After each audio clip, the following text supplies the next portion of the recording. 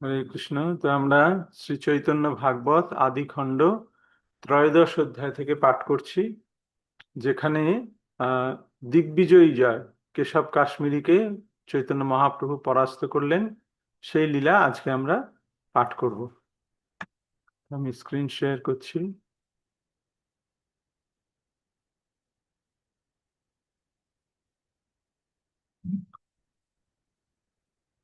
সেখানে কি হলো?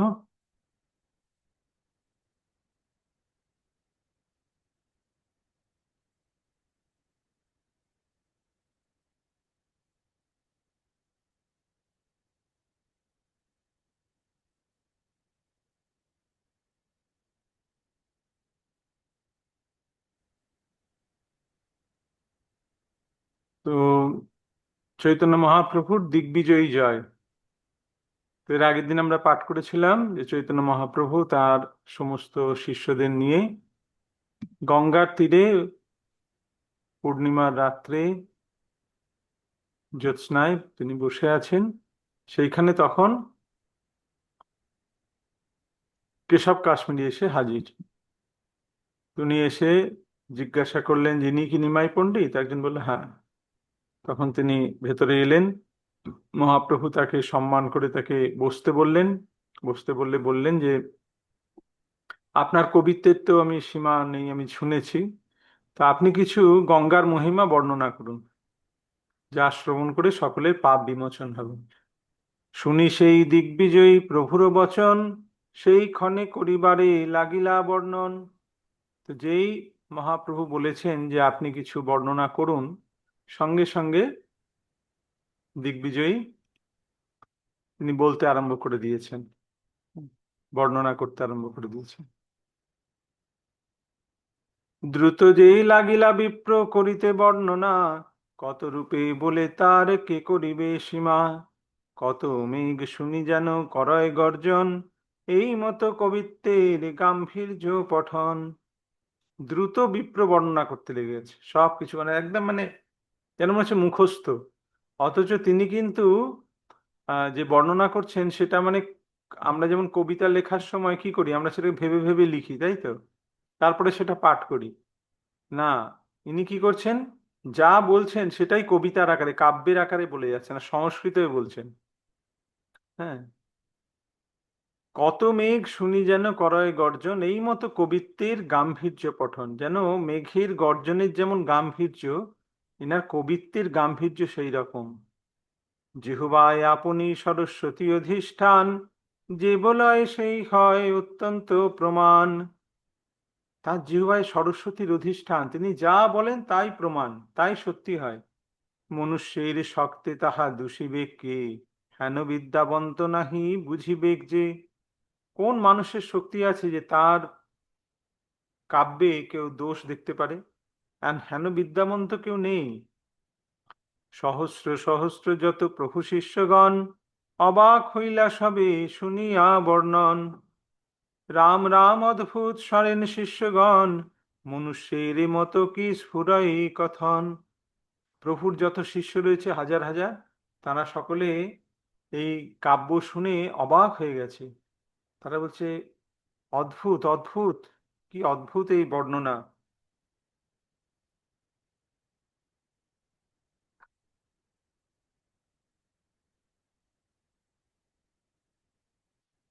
জগতে অদ্ভুত যত অলংকার শব্দ, এই সেই বই কবিত্বের সরি, জগতে অদ্ভুত যত শব্দ অলংকার, সেই বই কবিত্বের বর্ণন না হিয়ার।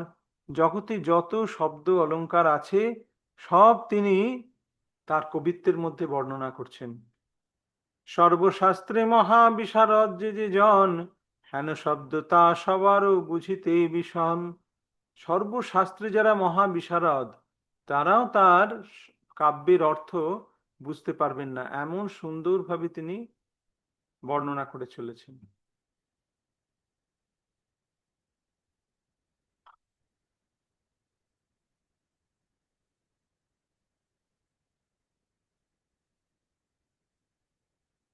এই মতো প্রহর খানেক দিগ্বিজয়ী, অদ্ভুত সে পড়ায় তথাপি অন্ত নাই। পড়ি যদি দিগ্বিজয়ী হইলা অবসর, তবে হাসি বলিলেন শ্রী গৌর সুন্দর। এইভাবে প্রহর খানেক, মানে প্রায় 3 ঘন্টা ধরে তিনি গঙ্গার মহিমা বর্ণন করে তিনি কাব্য বলে যাচ্ছেন, কবিতার আকারে অনর্গল বলে যাচ্ছেন, লিখছেন না, ভেবে ভেবে লিখছেন না, যা বলছেন সেটাই কাব্য হচ্ছে। হুম। এইভাবে পড়ার পরে যখন তিনি থামলেন 3 ঘন্টা বলার পরে, তখন মহাপ্রভু হেসে বললেন, তোমার যে শব্দের গ্রন্থন অভিপ্রায়, তুমি বিনে বুঝাইলে বুঝা নাহি যায়। মহাপ্রভু খুব বিনয় সহকারে তাকে বললেন যে তোমার গ্রন্থের, তোমার শব্দের যে গ্রন্থন, তোমার যে শব্দের চয়ন, তুমি কি অভিপ্রায় সেই শব্দগুলো চয়ন করেছো, হ্যাঁ, তুমি যদি বুঝিয়ে না দাও তাহলে কেউ সেটা বুঝতে পারবে না। এ থেকে আপনি কিছু করহ ব্যাখ্যান, যে শব্দে যে বল তুমি, যে শব্দে যে বলো তুমি সেই সুপ্রমাণ। তাই তুমি তোমার কাব্যের একটু ব্যাখ্যা করে আমাদেরকে শোনাও, যেন আমি কিছু বুঝতে পারিনি। এইরকম ভাবে মহাপ্রভু বলছেন যে তুমি না বুঝিয়ে দিলে তো আমরা বুঝতে পারবো না, তুমি একটু বুঝিয়ে দাও। শুনিয়া প্রভুর বাক্য সর্বমনোহর, ব্যাখ্যা করিবারে লাগিলেন বিপ্রবর। শুনে খুব সন্তুষ্ট হয়ে কেশব, কেশব কাশ্মীরি তিনি ব্যাখ্যা করতে শুরু করলেন। ব্যাখ্যা করিলেই মাত্র প্রভু সেই ক্ষণে, দুষিলেন আদি মধ্য অন্তে 3 স্থানে। তিনি যেই ব্যাখ্যা করলেন, সঙ্গে সঙ্গে মহাপ্রভু তার প্রথমে, মাঝখানে এবং অন্তে 3 স্থানে, প্রথমে মাঝখানে এবং শেষে 3 জায়গাতেই তিনি দোষ ধরলেন মহাপ্রভু। প্রভু বলে, এ সকল শব্দ অলঙ্কার শাস্ত্র মতে শুদ্ধ হইতে বিষম অপার। তুমি বা দিয়াছ কোন অভিপ্রায় করি, বলো দেখি, কহিলেন গৌরাঙ্গ শ্রীহরি। প্রভু বললেন, তুমি যে এই শব্দ অলঙ্কার এখানে ব্যবহার করেছো, তো শাস্ত্র মতে এটা শুদ্ধ নয়। এখন তুমি বলো যে তুমি কি অভিপ্রায়ে এই অলঙ্কার এখানে ইউজ করেছো, ব্যবহার করেছো। মহাপ্রভু তাকে প্রশ্ন করেছেন। হ্যাঁ, এত বড় সরস্বতী পুত্র দিগ্বিজয়ী, সিদ্ধান্ত না স্ফুরে কিছু, বুদ্ধি গেল কহি। এত বড় সরস্বতী পুত্র দিগ্বিজয়ী পণ্ডিত, মহাপ্রভু যেই তাকে প্রশ্ন করেছে, তখন তারা সিদ্ধান্ত আজ মুখে আসছে না, কি জন্য করেছে আর বলতে পারছে না। বুদ্ধি গেল কই, তার যেন বুদ্ধি ভ্রমিত হয়ে গেছে। 7 5 বলে বিপ্র প্রবোধিতে নারে, যেই বলে তাই দোষে গৌরাঙ্গ সুন্দরী। এটা ওটা 7 রকম 5 রকম বিভিন্ন রকম ভাবে বলার চেষ্টা করছে, কিন্তু কোনোভাবেই তিনি ব্যাখ্যা করতে পারছেন না। আর তিনি যাই বলছেন, মহাপ্রভু তাতেই দোষ দেখিয়ে তাকে খণ্ডন করছেন। সকল প্রতিভা পলাইল কোন স্থানে, আপনে না বুঝে বিপ্র কি বলে আপনি। তার সমস্ত প্রতিভা যেন কোথায় পালিয়ে গেছে। হ্যাঁ, বিপ্র যে কি বলছে তা সে নিজেই আর বুঝতে পারছে না। হ্যাঁ, মানে একদম পুরো ভ্যাবাচাকা খেয়ে গেছে। প্রভু বলে, এ থাকুক, পড়ো কিছু আর, পড়িতেও পূর্ব মতো শক্তি নাহি আর। প্রভু বলে, ঠিক আছে, যা পড়লে ঠিক আছে, এখন আর একটু কিছু পড়ে শোনাও। এখন যখন বলেছে, তখন তার আর পড়ার মতন আর শক্তি নেই। কোন চিত্র তাহান সম্মোহ প্রভু স্থানে, বেদেও পায়েন মোহ যার বিদ্যমানে। এতে কি বিচিত্র যে প্রভুর সামনে তিনি সম্মোহিত হয়ে যাবেন এরকম ভাবে। বেদও স্বয়ং প্রভুর কাছে মোহগ্রস্ত হয়ে যায়। আপনি অনন্ত চতুর্মুখ পঞ্চানন, যা সবার দৃষ্টি হয় অনন্ত ভুবন। তারাও পায়েন মোহ যার বিদ্যমানে, কোন চিত্র সে বিপ্রের মোহ প্রভু স্থানে। স্বয়ং অনন্ত দেব, চতুর্মুখ ব্রহ্মা, পঞ্চানন শিব, তারা যারা সমস্ত অনন্ত ভুবনকে তাদের দৃষ্টির দ্বারা চালনা করছেন, তারাও প্রভুর সামনে, মহাপ্রভুর সামনে মোহগ্রস্ত হয়ে যান। তাহলে এই কি বিচিত্র এমন যে এই বিপ্র প্রভুর কাছে মোহগ্রস্ত হবে, সে আর কিছু বলতে পারবে না।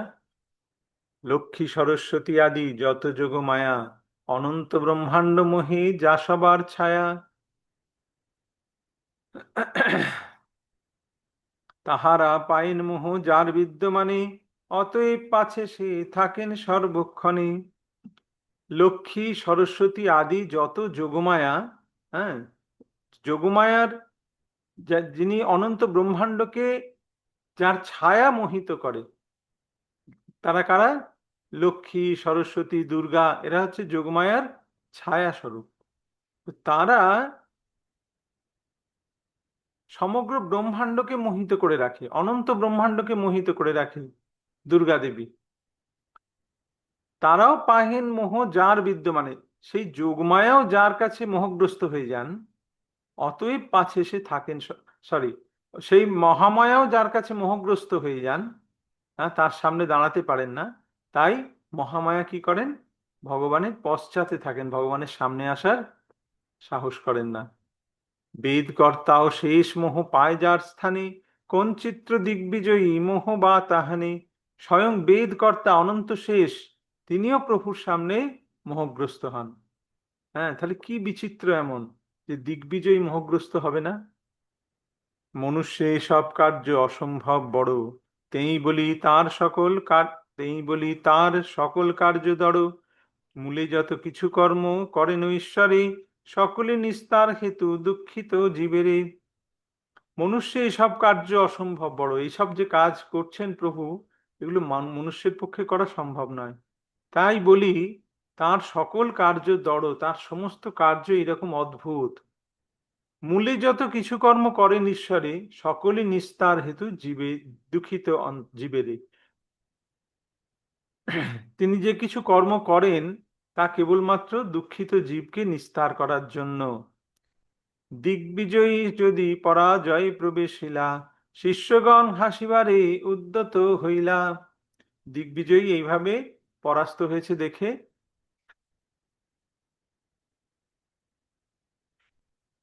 দিগ্বিজয়ী পরাস্ত হয়েছে দেখে কি হলো?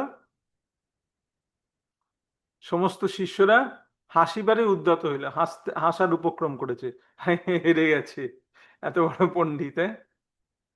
কিন্তু তখন কি হলো? যখন এরকম হাসতে গেলেন তিনি, সঙ্গে সঙ্গে মহাপ্রভু তাকে নিষেধ করলেন, তাদের সকলকে কি বললেন? সবার এই প্রভু সবার এই প্রভু করিলেন নিবারণ, বিপ্র প্রতি বলিলেন মধুর বচন। প্রভু সকলকে বারণ করলেন, না কেউ হেসো না তোমরা, আর বিপ্রের প্রতি মধুর বচন বললেন। আজি চলো তুমি শুভ করো বাসা প্রতি, কালী বিচারিব তোমারও সংহতি। বললেন আজ ঠিক আছে, আজকে অনেক হয়েছে, তুমি আজ বাসায় যাও, তোমার বাড়ি ফিরে যাও, কালকে তোমার সঙ্গে আবার বসে আমি চর্চা করব। তুমিও হইলা শ্রান্ত অনেক পড়িয়া, নিশাও অনেক যায় শুই থাকো গিয়া। আর তুমিও অনেক 3 ঘন্টা ধরে কবিতা পড়েছো, অনেক শ্রান্ত হয়ে গেছো, আর রাত্রিও অনেক হয়ে গেছে, এখন গিয়ে শুয়ে পড়ো, কালকে তোমার সঙ্গে আলোচনা করো। এই মতো প্রভুর কোমল ব্যবসায়, যাহারে জিনেন সেহ দুঃখ নাহি পায়। দেখুন, প্রভু এইভাবে কোমল ভাবে ব্যবহার করছেন। এইটা হচ্ছে মানুষের করা উচিত, ভক্তদের এরকম হওয়া উচিত। যাহারে জিনেন সেও দুঃখ নাই পায়, যাকে তিনি জয় করলেন সেও দুঃখ পেল না প্রভুর এত মিষ্টি ব্যবহারে। সেই নবদ্বীপে যত অধ্যাপক আছে, জিনিয়াও সবারে তোষেন প্রভু পাছে। সে অধ্যাপক যত নবদ্বীপে আছে, প্রভু তাদের সকলকে আহ হারিয়ে দেন, পরাস্ত করেন এতে, তর্কে। কিন্তু তারপর আবার তাদেরকে তোষণও করেন, মানে তাদেরকে আবার তুষ্টও করেন। চলো আজি ঘরে গিয়া বসি পুঁথি চাহ, কালি সে জিজ্ঞাসি তাহা বলিবারে চাহ। বলে ঠিক আছে, আজকে বাড়ি চলে যাও, অনেক রাত হয়ে গেছে, কালকে বা বই টই পড়ো, পুঁথি টুথি পড়ো, আবার কালকে আবার তোমার সঙ্গে আলোচনা করব। যিনিয়াও কারে না করেন তেজ ভঙ্গ, সবেই হয়েন প্রীত হেনতান রঙ্গ। আচ্ছা, এই যে চলো আজই ঘরে গিয়া বসি পুঁথি চাও, এটা দিগ্বিজয়ীকে বলছে না, এটা ওই সমস্ত অধ্যাপক যাদেরকে প্রভু পরাস্ত করেন তাদেরকে বলেন ঠিক আছে আজকে বাড়ি যাও, বাড়ি গিয়ে বই টই দেখে কালকে আবার আমার কাছে এসো।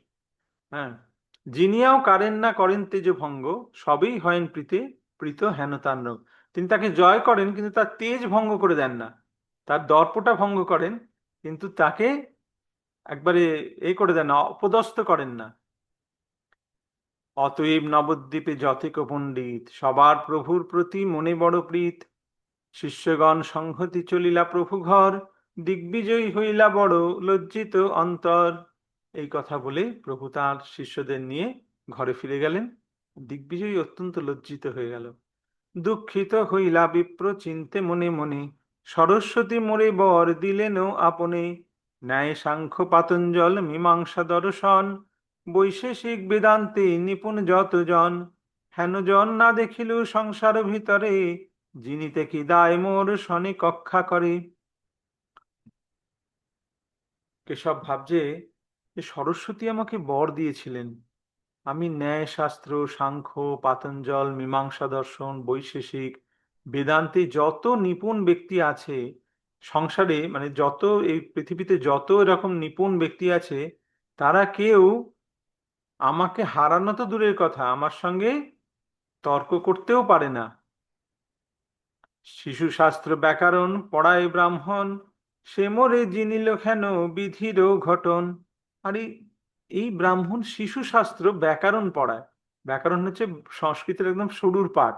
এই ব্যাকরণ পড়ায়, সে মোরে জিনিল হেন বিধির ঘটন, সে আমাকে জয় করলো, পরাস্ত করে দিল, এইরকম বিধির ঘটন।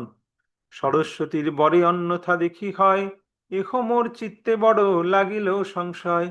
সরস্বতীর বরেতে এরকম উল্টো জিনিস হলো, মিলল না, এটা কি করে হলো, এটা আমার বড় সংশয় জাগছে। দেবী স্থানে মোর বা জন্মিল কোনো দোষ, অতএব হইল মোর প্রতিভা সংকোচ। হয়তো দেবী স্থানে আমার কোনো দোষ হয়েছে, তাই আমার প্রতিভা তিনি সংকোচ করেছেন, তিনি এই করেছেন। অবশ্য ইহার আমি বুঝিব কারণ, এত বলি মন্ত্র জপে বসিলা ব্রাহ্মণ। তিনি এর কারণ বোঝার জন্য রাত্রে গিয়ে আর ঘুমোলেন না, তিনি রাত্রে বসে সরস্বতী মন্ত্র জপ করতে আরম্ভ করলেন। মন্ত্র জপি দুঃখে বিপ্র শয়ন করিলা, স্বপ্নে সরস্বতী বিপ্র সম্মুখে আইলা। মন্ত্র জপ করে কিছুক্ষণ তারপরে তিনি শয়ন করলেন, আর স্বপ্নে সরস্বতী এসে তাকে দেখা দিলেন। কৃপা দৃষ্টে ভাগ্যবন্ত ব্রাহ্মণের প্রতি, কহিতে লাগিলা অতি গোপ্য সরস্বতী। তিনি কৃপা দৃষ্টি করে এই ভাগ্যবান ব্রাহ্মণকে বলতে লাগলেন, সরস্বতী দেবী এসে, সরস্বতী বলেন শুনহ বিপ্রবর, বেদ গোপ্য কহিয়েই তোমারও গোচর। সরস্বতী তাকে বললেন যে শোনো বিপ্রবর, তোমাকে যে কথা বলছি এটা যে বেদ গোপ্য, অর্থাৎ বেদেতেও গোপনীয়, বেদেতেও বলা হয়নি। কারো স্থানে কহ যদি এ সকল কথা, তবে তুমি শীঘ্র হইবা অল্পায়ু সর্বথা। কাউকে যদি এই কথা বলো, তাহলে তোমার কিন্তু আয়ু ক্ষয় হবে, অর্থাৎ তোমার মৃত্যু হবে। এটা একদম গোপন কথা, কাউকে বলবে না। যার ঠাঁই তোমার হইল পরাজয়, অনন্ত ব্রহ্মাণ্ডনাথ সেই সুনিশ্চয়। যার কাছে তুমি পরাজয় স্বীকার করেছ, তিনি আর কেউ নন, তিনি হচ্ছেন অনন্ত ব্রহ্মাণ্ডনাথ সুনিশ্চয়। আমি যার পাদ পদ্মে নিরন্তর দাসী, সম্মুখ হইতে আপনারই লজ্জাবাসী। আর আমি তার পাদপদ্মে নিরন্তর দাসী, লক্ষ্মীদেবী বলছেন, তাই তার সম্মুখে আসতে আমি লজ্জাবোধ করি। হ্যাঁ, আর তাই আমি তোমার জিহ্বায় এসে আমি উপস্থিত হতে পারিনি, কারণ আমার স্বামীর সামনে তুমি তার সতর্ক করছো, আর আমি এসে তোমার জিহ্বায় কি করে বসবো, আমি তার সামনে আসতে লজ্জাবোধ করি। হুম। বিলজ্জমানায়া যস্য স্থাতুমিক্ষা পথে মহা, বিমোহিতা বিকথন্তে মমাহমিতি দুর্দিয়। তিনি আমার কপট ভাব অবগত আছেন, এরূপ মনে করিয়া মায়া যাহার দৃষ্টিপথে অবস্থান করিতে লজ্জিত হন, এবং যাহার ওই মায়া শক্তি কর্তৃক বিমোহিত হইয়া আমাদের ন্যায় অবিদ্যাগ্রস্ত ব্যক্তিগণ আমি আমার এইরূপ অহংকার করিয়া থাকে, সেই ভগবান বাসুদেবকে নমস্কার করি। এটা ভাগবত থেকে একটি শ্লোক। আমি সে বলিয়ে বিপ্র তোমার জিহ্বায়, তাহান সম্মুখে শক্তি না বসে আমায়। বিপ্র তোমার জিহ্বায় তো আমি বসে তোমাকে দিয়ে সবকিছু বলাই, তার সম্মুখে তোমার জিহ্বায় বসার শক্তি আমার নেই। আমার কি দায় শেষ দেব ভগবান, সহস্র বদনে বেদ যে করে ব্যাখ্যান। অজভব আদি যার উপাসনা করে, হেন শেষ মোহ মানে যাহারও গোচরে। আমার কথা তো ছেড়েই দাও, স্বয়ং অনন্ত শেষ যিনি ভগবানের অবতার, তিনিও, তিনি সহস্র বদনে বেদ ব্যাখ্যান করেন। হুম। আর যে অনন্ত শেষের উপাসনা অজ ভব আদি সকলে করে, অজ ভব মানে ব্রহ্মা শিব আদি সেই অনন্ত শেষের উপাসনা করে। সেই শেষ, সেই অনন্ত শেষ, মোহ মানে যাহার গোচরে, সেই অনন্ত শেষও স্বয়ং ভগবানের কাছে মোহগ্রস্ত হয়ে যান। পরব্রহ্ম নিত্য শুদ্ধ অখণ্ড অব্যয়, পরিপূর্ণ হইবই সে সবারও হৃদয়। কর্মজ্ঞান বিদ্যা শুভ অশুভাদি যত, দৃশ্যাদৃশ্য তোমারে বা কহিবাং কত। সকল প্রলয় হয় শুনো যাহা হইতে, সেই প্রভু বিপ্ররূপে দেখিলা সাক্ষাতে। ইনি হচ্ছেন পরব্রহ্ম, নিত্য শুদ্ধ অখণ্ড অব্যয়। তিনি সকলের হৃদয়ে অন্তর্যামী রূপে অবস্থান করছেন।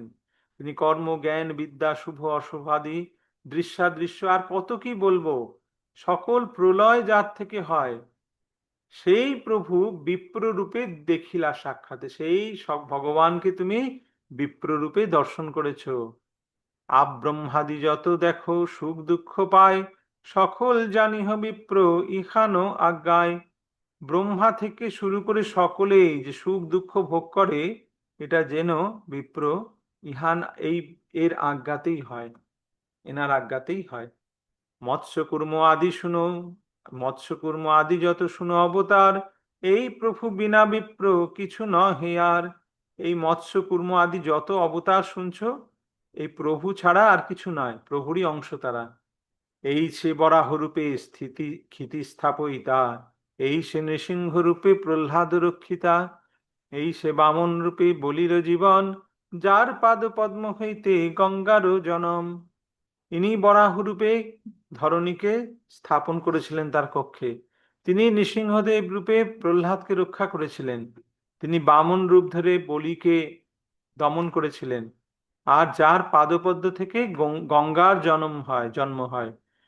এই সে হইলা অবতীর্ণ অযোধ্যায়, বধিলা রাবণ দুষ্ট অশেষ লীলায়।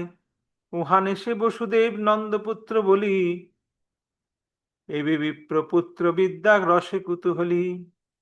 এই সে অবতীর্ণ হইলা অযোধ্যায়, বধিলা রাবণ দুষ্ট অশেষ লীলা। ইনি রামচন্দ্র রূপে অবতীর্ণ হয়ে অযোধ্যায় রাবণ বধ করেছিলেন। অযোধ্যায় তিনি অবতীর্ণ হয়েছিলেন আর রাবণকে বধ করেছিলেন। আর একেই বসুদেব নন্দের পুত্র বলি আমরা, অর্থাৎ কৃষ্ণ বলি।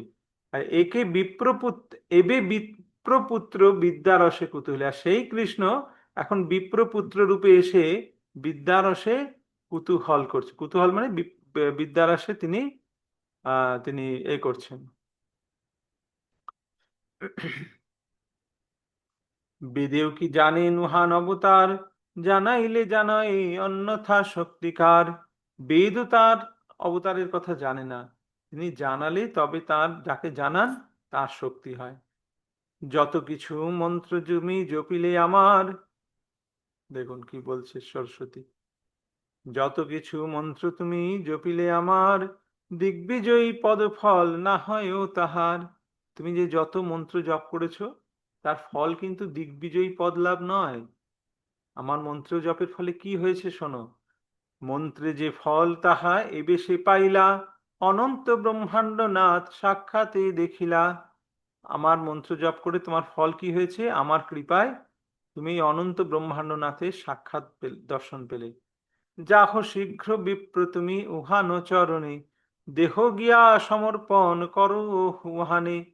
স্বপ্ন হেন না মানিহ এসব বচন, মন্ত্র বসে কহিলাং বেদ সঙ্গোপন। এত বলি সরস্বতী হইলা অন্তর্ধান, জাগিলেন বিপ্রবর মহাভাগ্যবান। তখন সরস্বতী দেবী তাকে বললেন, বিপ্র তুমি শীঘ্র ওনার কাছে যাও, গিয়ে ওনার চরণে আশ্রয় গ্রহণ করো, নিজেকে সমর্পণ করো। আর এটা স্বপ্ন বলে এটাকে মনে করো না, ফলস মনে করো না, মিথ্যা মনে করো না। মন্ত্র বসে কহিলাম বেদ সঙ্গোপন। এত বলি সরস্বতী হইলা অন্তর্ধান, জাগিলেন বিপ্রবর মহাভাগ্যবান। বিপ্রবর জেগে উঠলেন। জাগিয়াই মাত্র বিপ্রবর সেই ক্ষণে, চলিলেন অতি চলিলেন অতি উষ কালে প্রভু স্থানে। জেগে উঠেই বিপ্রবর সকাল বেলা, একদম ভোর বেলায় তিনি ছুটেছেন প্রভুর বাড়ি। প্রভুরে আসিয়া বিপ্র দণ্ডবৎ কইলা, প্রভু ও বিপ্রেরে কোলে করিয়া তুলিলা। প্রভুকে এসে দণ্ডবৎ প্রণাম করেছে। প্রভু তখন ওকে তুলে কোলে জড়িয়ে ধরেছে। প্রভু বলে, কেনে ভাই একই ব্যবহার? বিপ্র বলে, কৃপা দৃষ্টি যে হেন তোমার। প্রভু বলে, একই একই, আপনি আমাকে এরকম ভাবে প্রণাম করছেন কেন? একই ব্যবহার। বিপ্র বলে, কৃপা দৃষ্টি যে হেন তোমার, তোমার কৃপা দৃষ্টি, তাই আমার এরকম ব্যবহার হয়েছে। প্রভু বলে, দিগ্বিজয়ী হইয়া আপনি তবে তুমি আমারে এমতো করো কেন? প্রভু বলে, তুমি তো দিগ্বিজয়ী পণ্ডিত, তুমি আমাকে এরকম করছো কেন? আমাকে প্রণাম করছো কেন? দিগ্বিজয়ী বলেন, শুনো বিপ্ররাজ, তোমা ভজিলেই সিদ্ধ হয় সর্বকাজ। দিগ্বিজয়ী বলেন, বিপ্ররাজ শোনো, তোমার ভজনা করলেই সর্বকার্য সিদ্ধ হয়। হ্যাঁ, কলিযুগে এবার মহাপ্রভুর প্রশংসা করছে, মহাপ্রভু স্তুতি করছে। কলিযুগে বিপ্ররূপে তুমি নারায়ণ, তোমার এই চিনিতে শক্তি ধরে কোন জন? তোমাকে কে চিনতে পারে? তুমি কলিযুগে নারায়ণ। তখনই মোর চিত্তে জন্মিল সংশয়, তুমি জিজ্ঞাসিলে মোর বাক্য না স্ফুরয়। আমার তখনই সংশয় হয়েছিল, যখন তুমি আমাকে প্রশ্ন জিজ্ঞাসা করলে, তখনই আমার আর বাক্য বেরোচ্ছিল না, তখনই আমার একটু সংশয় হলো, এরকম কেন হলো? তুমি যে অগর্ব প্রভু সর্ববেদে কহে, তাহা সত্য দেখিলু অন্যথা কভু নহে। বেদে যে বলে যে তোমার কোনো গর্ব নেই, প্রভু কখনো গর্ব করেন না। হ্যাঁ, তা সত্য দেখিলাম, অন্যথা কভু নয়, এর কোনো অন্যথা হবে না। তুমি স্বয়ং ভগবান হয়েও তুমি আমার সামনে তোমার গর্ব প্রকাশ করনি। তিনবার আমার এই করিলা পরাভব, তথাপি আমার তুমি রাখিলা গৌরব। তিনবার তুমি আমাকে পরাস্ত করলে, কিন্তু তবুও তুমি আমার গৌরব খণ্ডন করলে না, তুমি আমাকে হাস্যস্পদ করলে না। এহ কি ঈশ্বর শক্তি বিনে অন্যে হয়, অতএব তুমি নারায়ণ সুনিশ্চয়। এটা কি ঈশ্বর শক্তি ছাড়া হয়? তুমি নারায়ণ সুনিশ্চয়। গৌড় ত্রিহুত দিল্লি কাশী আদি করি, কোথায় কোথায় জয় করেছে সেটা বলছে। গৌড় ত্রিহুত দিল্লি কাশী আদি করি, গুজরাট বিজয়নগর কাঞ্চিপুরী, অঙ্গবঙ্গ তৈলঙ্গ উড্রদেশ আর কত, পণ্ডিতের সমাজ সংসারে আছে যত, দূষিবে আমার বাক্য সে থাকুক দূরে, বুঝিতেই কোনো জন শক্তি নাহি ধরে। যে সমস্ত জায়গায়, ত্রিহুত, গৌড়, দিল্লি, কাশী, গুজরাট, বিজয়নগর, কাঞ্চি, হ্যাঁ, অঙ্গ বঙ্গ তৈলঙ্গ ঔড্র, ঔড্র মানে হচ্ছে উড়িয়া দেশ, এখানে যত পণ্ডিত সমাজ আছে, আমার বাক্য দূষিত করা তো দূর, মানে আমার ভুল ধরা তো দূরের কথা, বুঝতেই পারে না আমার কথা। হেন আমি তোমার স্থানে সিদ্ধান্ত করিতে, না পারিনু সব বুদ্ধি গেল কোন ভিতে। তো আর সেই আমি তোমার সামনে আমার কোনো সিদ্ধান্ত বলতে পারলাম না, আমার বুদ্ধি সব কোথায় চলে গেল? এই কর্ম তোমার আশ্চর্য কিছু নহে, সরস্বতী পতি তুমি দেবী মোরে কহে। এই কার্য তোমার পক্ষে কিছু আশ্চর্য নয়, কারণ তুমি সরস্বতী পতি, দেবী আমায় সে কথা বলেছেন। বড় শুভ লগ্নে আইলাম নবদ্বীপে, তোমা দেখিলাম ডুবিয়া যে ভবকূপে। বড় শুভ লগ্নে আমি নবদ্বীপে এলাম, এসে আমি ভবকূপে ডুবে রয়েছি, তবু আমি তোমার দর্শন লাভ করলাম। অবিদ্যা বাসনা বন্ধে মোহিত হইয়া, বেড়াং পাশরি তত্ত্ব আপনি বঞ্চিয়া। আমি অবিদ্যা বাসনায় বন্ধ হয়ে মোহিত হয়ে আছি। হ্যাঁ, দৈব ভাগ্যে পাইলাম তোমা দর্শন, এবে কৃপা দৃষ্টে মোরে করহ মোচন। দৈবে ভাগ্যে পাইলাম তোমার দর্শনে, এবে কৃপা দৃষ্টে মোরে করহ মোচনে। দৈব বশে তোমার দর্শন পেয়েছি, এখন কৃপা করে আমাকে উদ্ধার করো। পর উপকার ধর্ম স্বভাব তোমার, তোমা বিনে শরণ্য দয়ালু নাহি আর। পর উপকার ধর্ম স্বভাব তোমার, পরের উপকার করার তোমার স্বভাব। তোমা বিনে শরণ্য দয়ালু নাহি আর, তোমা বিনা, তোমাকে ছাড়া আর এমন কেউ নেই যার শরণাগত হওয়া যায়, আর তোমার মতন দয়ালুও কে নেই। হেন উপদেশ মোরে কহ মহাশয়, আর যেন দুর্বাসনা চিত্তে নাহি হয়। এই মতো কাকুবাদ করেন করি অনেক করিয়া, স্তুতি করে দিগ্বিজয়ী অতি নম্র হইয়া। তিনি বলছেন যে আমার মনে যেন আর এরকম দুর্বাসনা, দুর্বাসনা চিত্তে যেন আর কখনো না হয়। এইভাবে কাকুতি মিনতি করছে, কাকুতি মিনতি করে স্তুতি করছে দিগ্বিজয়ী অতি নম্র হইয়া। শুনিয়া বিপ্রীর কাকু শ্রী গৌর সুন্দর, হাসিয়া তাহানে কিছু করিলা উত্তর। তার কাকুতি পূর্ণ স্তুতি শুনে মহাপ্রভু কিছু বললেন। শুনো দ্বিজ বর, তুমি মহাভাগ্যবান। সরস্বতী জিহ্বায়, সরস্বতী যাহার জিহ্বায় অধিষ্ঠান। দিগ্বিজয় করিব বিদ্যার কার্য নহে, ঈশ্বর ভজিলে সেই বিদ্যা সত্য কহে।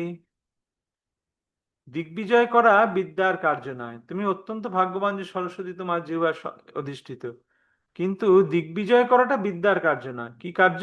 ঈশ্বরে ভজিলে সেই বিদ্যা সত্য কহে। যদি ঈশ্বরের ভজনা করো তাহলেই সেই বিদ্যা সত্য।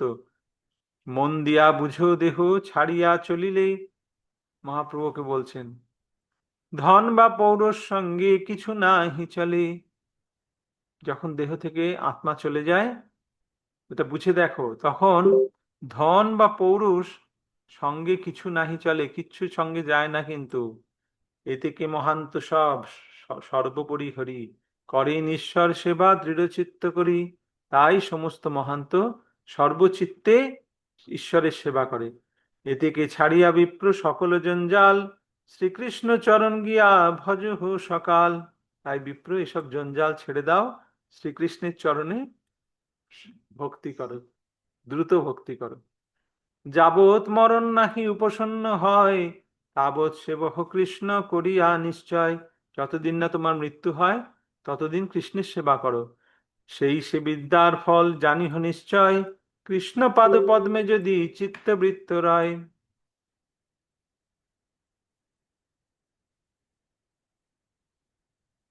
মহাপ্রভু বলেন, সেই সে বিদ্যার ফল জানিহ নিশ্চয়, কৃষ্ণ পাদ পদ্মে যদি চিত্তবৃত্ত রয়। যে যতদিন না তোমার মৃত্যু হয় কৃষ্ণের ভজনা করো। আর এটা জেনে রাখো যে বিদ্যার ফল হচ্ছে কৃষ্ণ পাদ পদ্মে যেন আমাদের চিত্তবৃত্ত থাকে। মহা উপদেশ এই কহিলু তোমারে, সবে বিষ্ণু ভক্তি সত্য অনন্ত সংসারে। এদিকে মহাপ্রভু নিজে কিন্তু বিদ্যার গর্বে সকলকে দেখাচ্ছেন, বিদ্যার গর্ব সকলকে দেখান। শ্রীবাস ঠাকুর এসে তাকে এই কথা বলছে যে তুমি কেন বৃথা বৃথা কেন ব্যাকরণের করো, তুমি ভক্তি করো। হ্যাঁ, কিন্তু মহাপ্রভু সব জানেন, জেনে ওই রকম লীলা করছেন আর একে উপদেশ দিচ্ছেন। সবে বিষ্ণু ভক্তি সত্য অনন্ত সংসারে। এত বলি মহাপ্রভু সন্তোষিত হইয়া, আলিঙ্গন করিলেন দ্বিজেরে ধরিয়া। এই কথা বলে মহাপ্রভু অত্যন্ত আনন্দিত হয়ে সেই দ্বিজকে আলিঙ্গন করলেন। পাইয়া বৈকুণ্ঠ নায়কের আলিঙ্গন, বিপ্রের হইল সর্ববন্ধ বিমোচন। তার সর্ববন্ধ বিমোচন হয়ে গেল মহাপ্রভুর আলিঙ্গন লাভ করে। প্রভু বলে, এ বিপ্র সব দম্ভ পরিহরি, ভজ গিয়া কৃষ্ণ সর্বভূতে দয়া করি। প্রভু বললেন, সমস্ত দম্ভ পরিত্যাগ করে তুমি কৃষ্ণ ভজনা করো এবং সর্বভূতে সকলের প্রতি দয়া রাখো। যে কিছু তোমারে কহিলেন সরস্বতী, সে সকল কিছু না কহিবা কাহাক প্রতি। তোমাকে সরস্বতী যা কিছু বলেছে তা তুমি কাউকে বলবে না। বেদ গুহ্য কহিলে হয় পরমায়ু ক্ষয়, পরলোকে তার মন্দ জানিহ নিশ্চয়। এই বেদগুহ্য কথা যদি কাউকে বলা হয় আর পরমায়ু ক্ষয় হয়, অর্থাৎ তুমি বলো না, বললে তোমার মৃত্যু হয়ে যাবে, আর পরলোকেও তার খারাপ হয়। পাইয়া প্রভুর আজ্ঞা সেই বিপ্রবর, প্রভুরে করিয়া দণ্ড প্রণাম বিস্তর। পুনঃ পুনঃ পাদপদ্ম করিয়া বন্দন, মহাকৃতকৃত্য হই চলিলা ব্রাহ্মণ। বারবার মহাপ্রভুকে দণ্ডবত প্রণাম করে ব্রাহ্মণ চলল। তাহলে আজকে আমাদের পাঠ এই অবধি, কারণ আমি এই যে টাইমটা একটু বেশি নিলাম, আর 1 মিনিট বাকি আছে। হ্যাঁ, কারণ এই কাহিনীটা পুরো শেষ হলো আজকে। হরে কৃষ্ণ।